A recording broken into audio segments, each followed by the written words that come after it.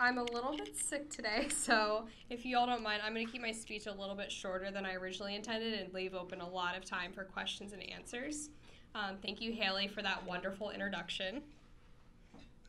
So my speech today is about breaking into journalism, but I'm actually really curious to see how many people here are actually interested in becoming a journalist. So go ahead and raise your hand.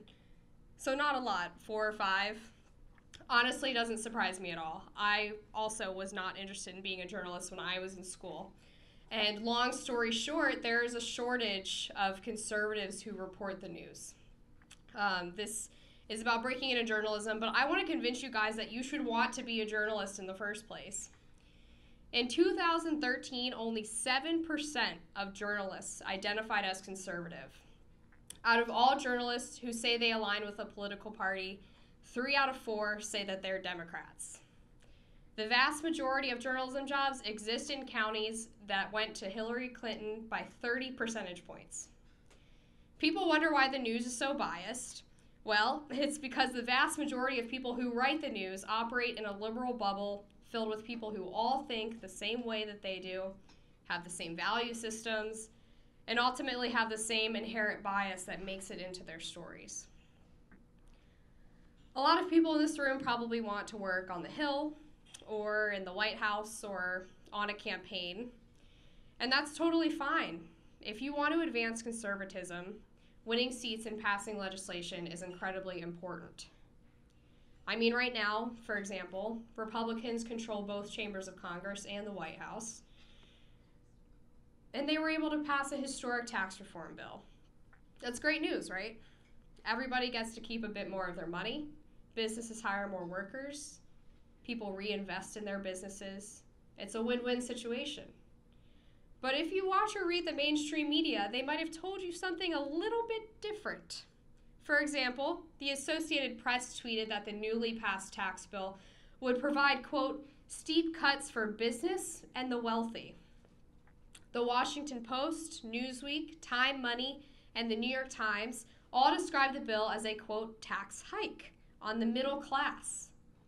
NBC anchor Savannah Guthrie asked Paul Ryan if he was living in a, quote, fantasy world when he said that the tax bill would lead to higher wages and growth.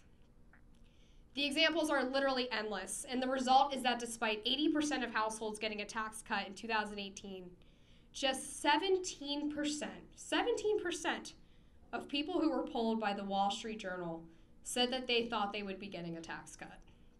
So you win seats, you win the presidency, you pass legislation that helps the American people, but the media is distorting, hiding, and even lying about the message before it ever reaches the airwaves.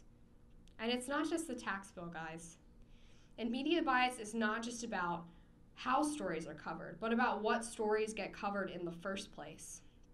On May 4th, the unemployment rate hit 3.9%, the lowest unemployment rate since 2000, the lowest rate in 18 years. And we saw an historic low in the black unemployment rate. But ABC chose to cover Star Wars Day 6 times more than the excellent job numbers. And let's not forget, back when Trump first beat Hillary, self-proclaimed economics experts predicted that Trump would tank the economy. Paul Krugman, who somehow has a Pulitzer Prize, predicted a post-election day, quote, global recession with no end in sight. The Washington Post wrote that Trump would destroy the world economy if he were elected. On immigration, border crossings have hit an all-time low. But at the same time, Trump has been speaking about a violent gang called MS-13, whose members take advantage of immigration loopholes to recruit new members. There have been several murders by the gang just over here in Northern Virginia. But according to MSNBC's Joy Reid, only Fox News viewers should be concerned about or even aware of the gang. And unsurprisingly, CNN and MSNBC didn't cover a single second of President Trump's recent roundtable on immigration and MS-13. Well, that is, until they found a way to attack him for it, of course, because a few hours after the roundtable, mainstream outlets latched on to Trump calling the gang members animals and suggested that he was talking about all immigrants. Even after they were proven wrong, journalists like CNBC's John Harwood and CNN's Anna Navarro doubled down and they said that Trump shouldn't have called people who rape and murder animals anyway, because that's just too mean, right? For my pro-life people in the crowd, you're probably familiar with a little event that happens every year called the March for Life. This year, ABC, CBS, and NBC's nightly news programs covered the Women's March 3 times more than the March for Life. The March for Life, which had 100,000 attendees this year, got just 2 minutes and 6 seconds of coverage on those networks. 2 minutes and 6 seconds for the 60 million unborn children who have been killed through abortion. It gets worse. The anti-gun March for Our Lives after the Parkland shooting received 13 times more coverage than the March for Life. Some outlets like USA Today even falsely inflated the crowd size of the March for Our Lives to 800,000 people, which is 4 times more than actually attended.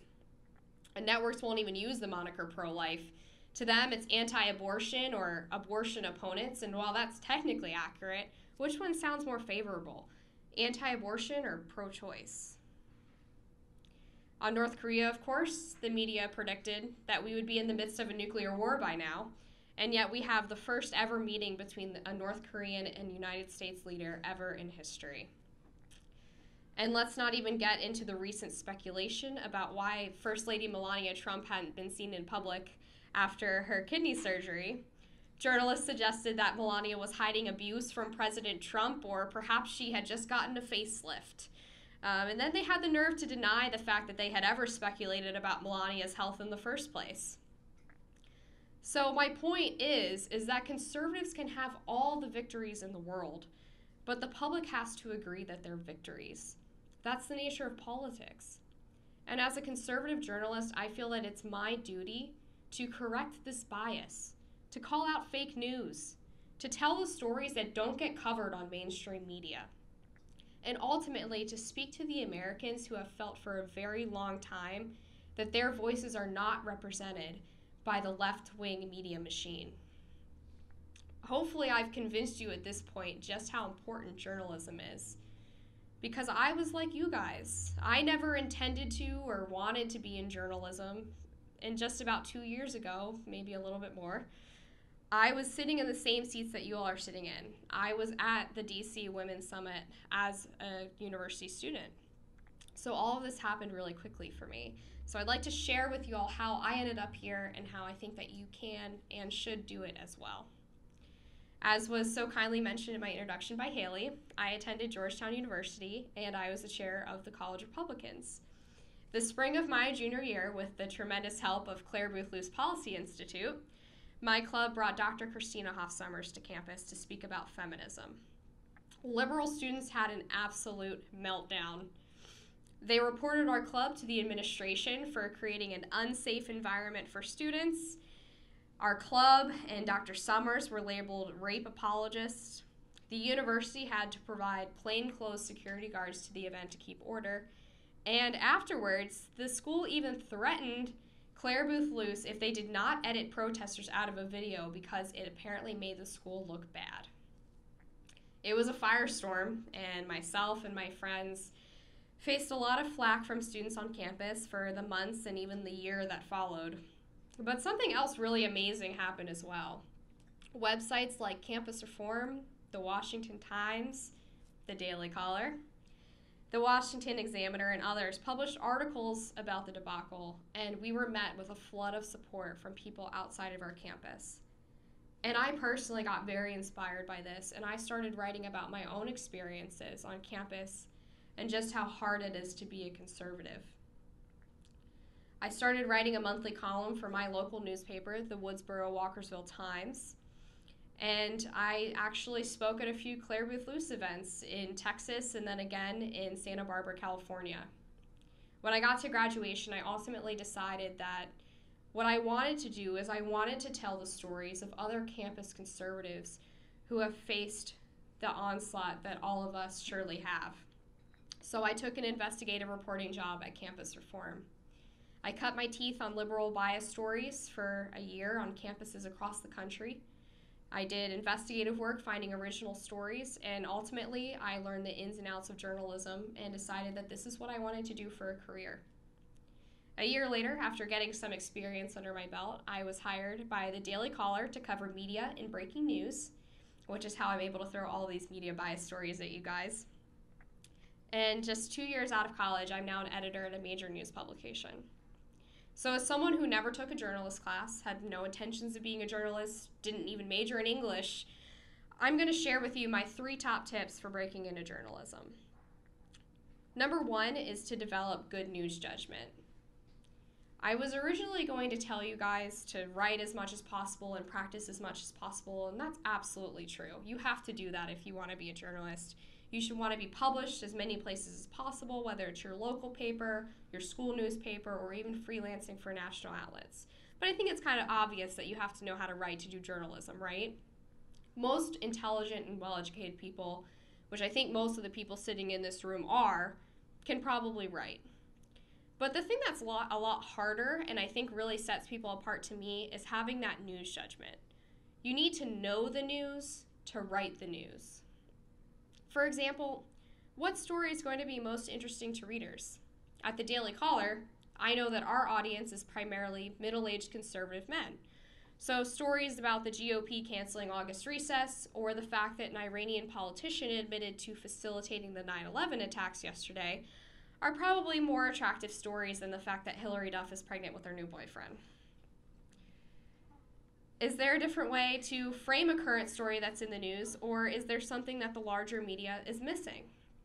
For example, I often find that whenever media or Democrats have some new meltdown about something the Trump administration has done, it's probably something that Obama did too. But because the media was obsessed with Obama, they didn't feel the need to point it out or be angry about it when he did it. Like when everyone freaked out about Cambridge Analytica mining data from Facebook for Trump's campaign, we found out that Obama did that too. When there was a meltdown over Trump referring to some African countries as S-holes, not the best thing to say. But Obama said the same thing about Libya in a 2016 interview with The Atlantic. Few people know that. Then there was another tantrum when Trump called Putin to congratulate him on his recent electoral victory in Russia. Obama did the same thing. Having news judgment and viewing the news from a different angle, from a conservative angle, allows you to view this outrage machine for what it really is, which usually is just hypocrisy or unfair attacks on someone that they disagree with politically. Most basically, though, news judgment is about being generally aware of what's going on in the news. Because most of y'all are probably super into politics already, this is going to be a bit easier than someone who's coming in cold. But the best way to develop news judgment is to read and watch the news as much as humanly possible. It's hard work, and it's a time commitment, but it's really, really necessary. Subscribe to a daily newsletter like Politico's Playbook. You'd be hard-pressed to find anyone in the DC area who works in politics who does not read Playbook every single morning, even if you aren't in journalism. Download news apps on your phone and enable push notifications so that you're always aware of breaking news.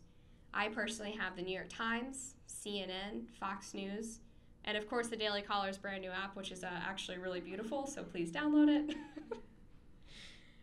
And oh my gosh, watch cable television. Watch it all the time. I cover media, so I watch CNN, MSNBC, and Fox on 3 different TVs in my office for about 8 to 10 hours a day. And I will be the first to tell you that cable news can be absolutely infuriating. I'm often caught in my office yelling at the TV screens. But a lot of people watch cable news. I mean, millions of people watch it. And it really is the best way to get the basic summaries of all the big stories happening in the news on a daily basis. And by watching multiple networks, you can already get a feel for which narratives are coming from the right and the left before they're ever spoken by politicians. And of course, pick maybe 5 of your favorite websites and read their homepage every single morning, even if it's just the headlines. The best thing you can do during this process is take note of which stories really speak to you. Which stories light a spark in you? Which stories anger you? Which stories make you sad, make you happy, make you cry out with joy? Those are the stories that you want to cover when you're writing the news, because those are the stories that are going to interest your readers. Eventually, if you do even half of these things, you're going to find yourself bringing up stories and conversations with friends and just being more generally aware of what's going on in the world than you were before. My tip number 2, which is an obvious one, is network, network, network. And this applies to any job in the DC area, but I really can't understate the importance of networking. And this is coming from someone who, when I was in your seats, networking was the absolute last thing that I wanted to do. I absolutely hated it. I thought it was just small talk, and I really didn't like it. But I ended up getting my job at the Daily Caller because of networking. I was at an event at the Media Research Center, and I had a random encounter with a person who was a media reporter at the Daily Caller.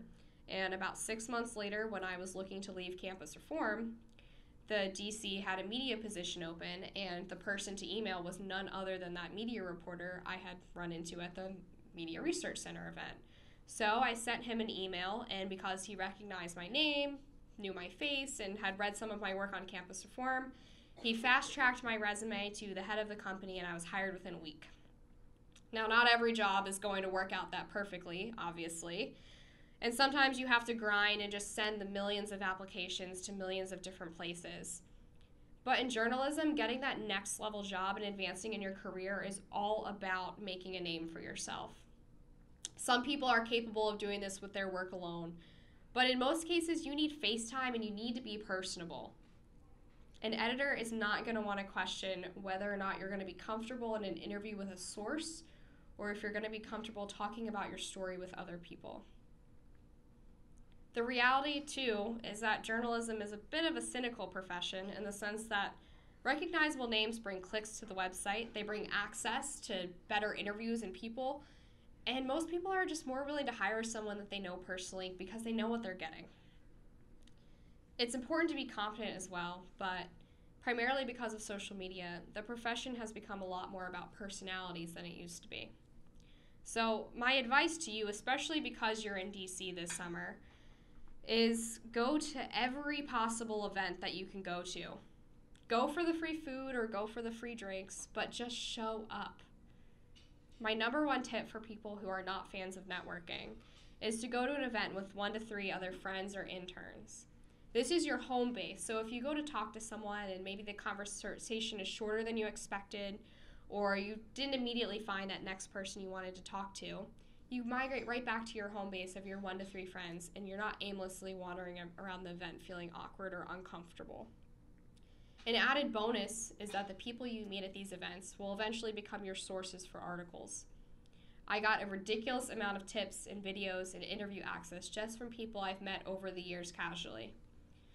And of course, you all are incredibly lucky to be in this room with all of these intelligent and professional young women who will hopefully become your friends for many years. I strongly recommend that you take advantage of that and get to know one another while you're here. I personally am still close with a number of people that I met through Claire Booth Luce, and they've been invaluable both personally and professionally. So don't let this opportunity go to waste. My number 3 tip for breaking into journalism is go beyond writing skills. I mentioned before that a lot of people know how to write.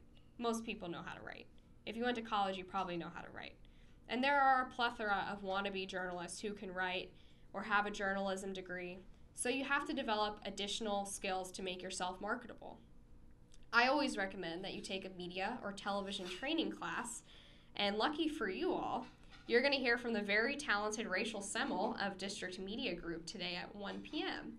I've taken probably 6 to 7 television training classes with the District Media Group, and I found them to be absolutely invaluable for my career. When I first started in journalism at Campus Reform, I would shake and I'd get nervous before I went on TV, and writing talking points was the most stressful process to me. Luckily, through all of this training and practice and the help of District Media Group, I'm at the point where I do Fox Hits once a week, and I never get nervous, and I'm always ready to go. There are a lot of people who can write, but there are a lot fewer people who can then go on a radio or television show and talk about their work in an effective and meaningful way. In an age where millions of people watch cable television, being able to share your stories through on-air communication is going to give you additional recognition and really get you to that next level. News outlets love people who can do this because, honestly, print is dying. Digital journalism, meaning online content with additional focus on audio and video, is the future. Having a reporter who can also star in an explainer video or go on a television network and represent the brand is super, super powerful. That's not even to mention how helpful it is to have reporters who have basic video editing or photography skills. Your editors are going to want to send you to gigs because you don't have to have a huge crew behind you doing all of the legwork. And when I'm writing about a crazy interview that happened on CNN that's maybe 20 minutes long, it's really helpful for my video team that I can just chop it up myself and put it in my article. Another important skill, social media. Surely not a surprise to you all. 2/3 of Americans get at least some of their news from social media. If you can establish a good following on Twitter and Facebook, you're going to have a lot more people reading your work, and you're also going to establish that personality, that facial and name recognition that I talked about earlier. Be consistent on social media, meaning post at least once a day. Summarize the piece in your own words or tweet out an interesting quote. People will follow you if you have unique or engaging content. Go beyond just hitting the share button on your article and add something a little bit extra.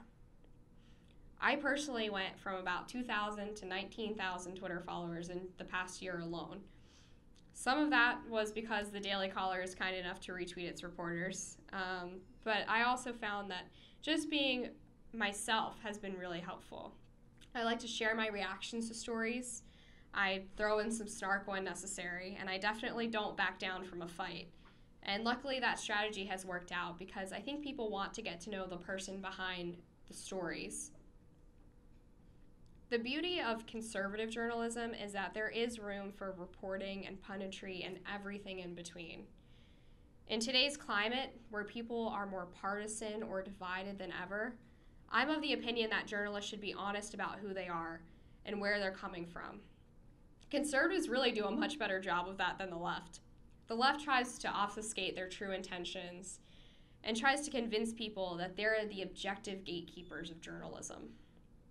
A lot of them do this on purpose, but some have gotten so convinced that they're immune to bias that they actually believe they're being fair. And I think that's why CNN's ratings are so much lower than Fox and MSNBC. Fox and MSNBC are honest about the fact that they come from a certain viewpoint, whereas CNN hides behind this fake veil of objectivity that unravels really quickly when you actually watch their coverage. But the good news is that there's a need and a market for people who tell the truth. There is a reason that Fox News has been the #1 cable news network for 197 months in a row. 197, yes, that is correct.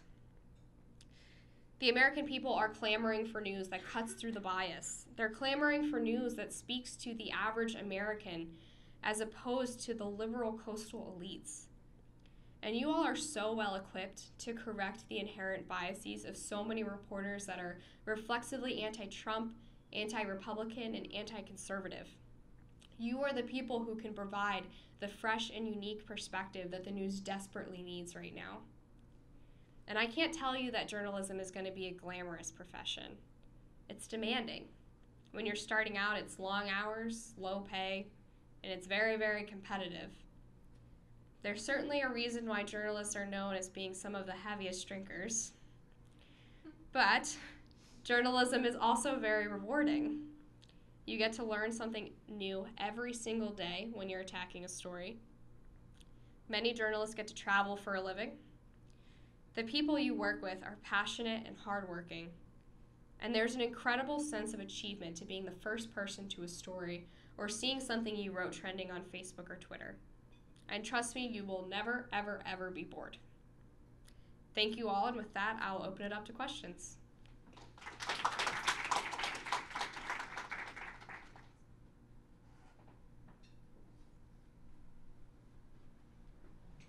Hi. So I know you mentioned that you need to practice and write a lot at the beginning.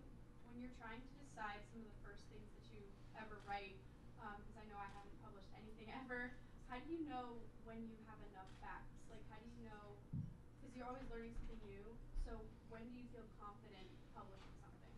Sure. So when you're first starting out, getting feedback from your editors is really, really important because they can kind of guide you into that place where you know you have enough for a story. I would say the best thing you can do when you're first cutting your teeth is practice blurbing other people's reporting. So you would use their sources and basically just summarize what they reported. So that's a good way to get into the feel of writing a straight news story before you actually go and investigate something else yourself. General rule is that you need to have at least 2 on-the-record sources for a piece of original reporting, but it varies based on the subject and whether or not you can get people on the record or on background or off the record. But a lot of that comes through practice as well. I basically learned all of the journalistic ethics and sourcing and everything through my first year at Campus Reform. So just working with your editors and being willing to learn as you go is really valuable.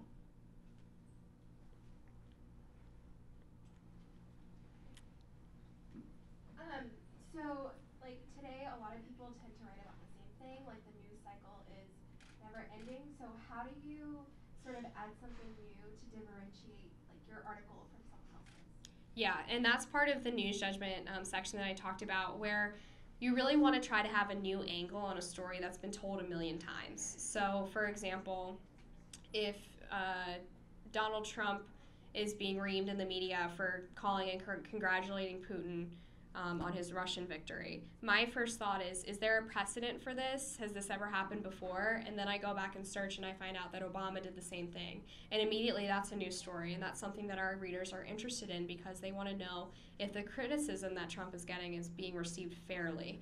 So that's just one example. But most stories, there's a different angle that you can take on it, whether it's a conservative angle or finding out what the precedent for something is, or even if it's just talking to a couple people that you know who are familiar on the topic, it can add some color commentary. There's usually something else that you can add that's unique to your story.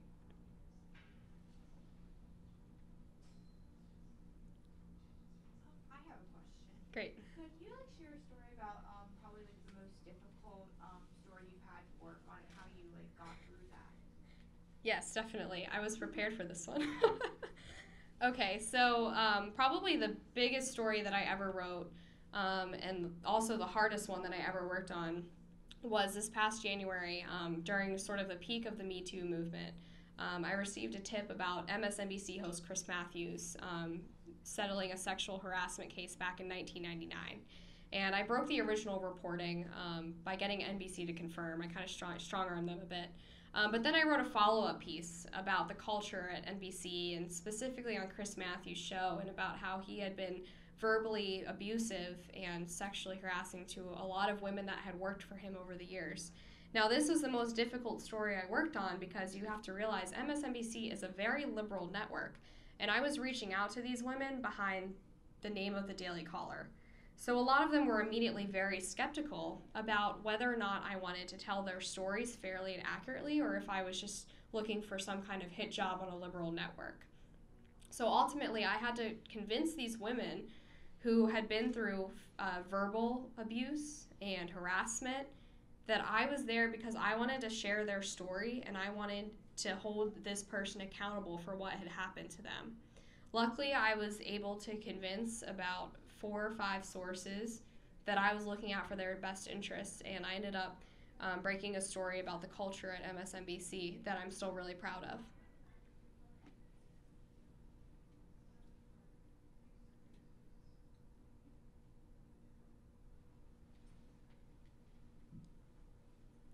So I write articles for a couple different blog networks, stuff like that, and I've always struggled with writing good headlines because I feel like it's difficult to just summarize everything in one line. So do you have any advice for how little writers can work on doing that? Sure, absolutely. So for my pieces, I usually bounce between 2 to 3 different headline constructions.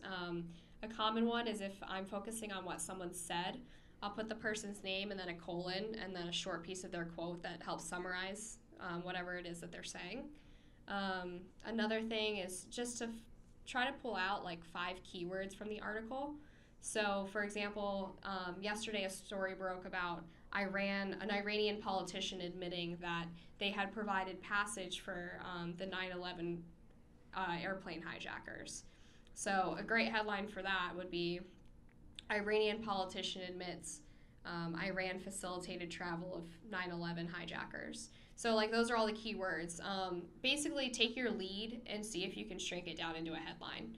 And then front page headlines at the Daily Caller. I don't know if you guys read the Daily Caller, but we try to be very fun and pithy with our headlines. So usually we'll throw in like a word like shocker at the beginning or something interesting to make people want to click on the story. So that's always a fun thing to do as well.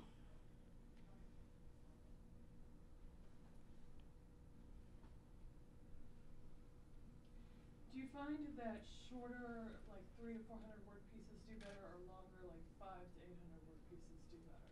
It really depends. I think you should be writing, the word count should be based on what the subject of your article is. And you shouldn't try to force a certain word count just because you think it'll get more clicks.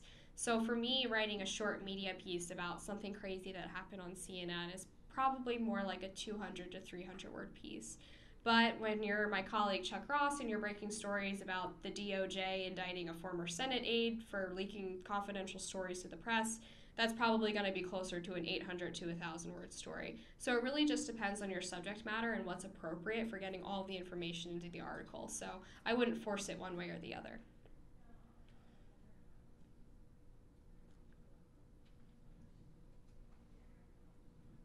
Hello. Hi. So this is kind of a, I guess like a research-based question for those of us who are like pursuing degrees that are particularly reading and writing intensive. Mm-hmm. So we're just so accustomed, and I'm sure this is your experience as well, but very accustomed to writing like very academically worded papers that are very explanatory in nature of like theory and things of that nature. So how do you go about kind of like lessening the extent to which you use very big words and again like really explanatory paragraphs? Like how do you kind of like, I don't want to say dumb it down, but that's No, how that, I yeah. No, that's a good phrase. Yes. Yeah, I think that's true. That when you're writing news pieces, they do have to be a little bit more basic and less academic. Again, depending on your subject matter. Honestly, this is going to sound really lame, but I think Trump is a really good example for this because he is like the first president, I think, that uses second to third grade reading level as opposed to like fifth or sixth, like former presidents have done. And while he sounds silly sometimes, it's actually a really effective means of communication. And I think journalism people should kind of have the same mindset that we're writing to a broad audience and we want to make sure that everyone can read our work. So when you're going through, you want to make sure that you're not using words that can't be replaced by synonyms that are a lot more simple. And then the other thing is that if you are writing from an academic standpoint, usually you're adding a bit of editorialization, meaning you're explaining things from your point of view, and all of that can be cut out in a news piece, so that helps simplify as well.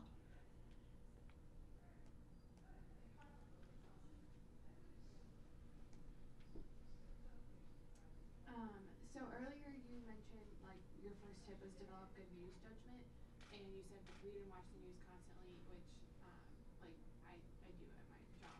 Good. So when you're trying to like pick and choose what stories you want to write, do you focus on like a certain topic, or like do you have like a set kind of like this is what I write about and this is only what I write about?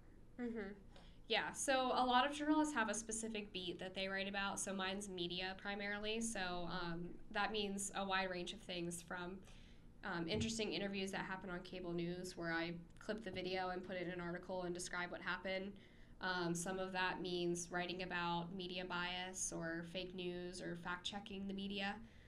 But I also do general politics as well.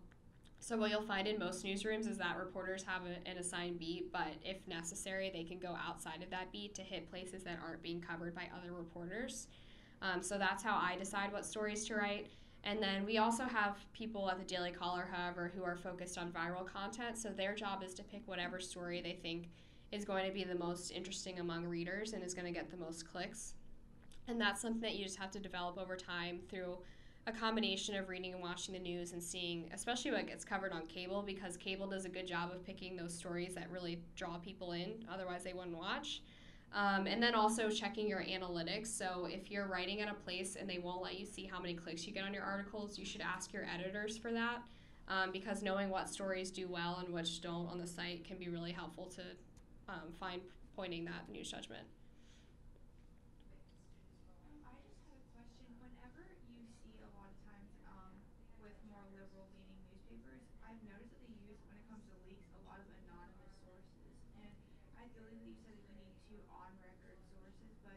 when you're working from a conservative end, how can you fact check those that are using anonymous sources?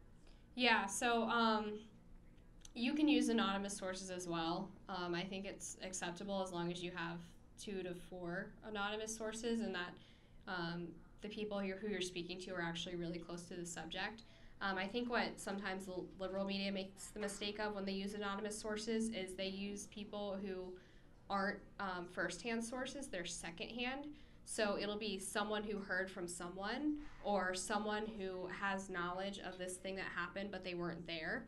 And so that gets them into trouble. A really great example of this was when CNN reported that Donald Trump Jr. Had been in coordination with WikiLeaks before the campaign with the Democratic leaks from the DNC server. So there was a story that came out from CNN, and they said that WikiLeaks had emailed Don Jr. the stolen emails from the DNC before they were released to the public. So everyone freaked out. But as it turns out, both of their anonymous sources gave them the wrong date of the email. So it turns out that Don Jr. got the WikiLeaks emails the same date as everybody else, as the general public. The reason that happened is because the anonymous sources only read the email to CNN. CNN didn't demand that they see the email themselves. So it's really about being smart and just making sure that you can confirm for yourself before you run something. And in terms of fact-checking those types of articles, conservative media does have its own sources as well. So usually we would reach out to our own people who are familiar with the situation and see if we can confirm the reporting of those outlets.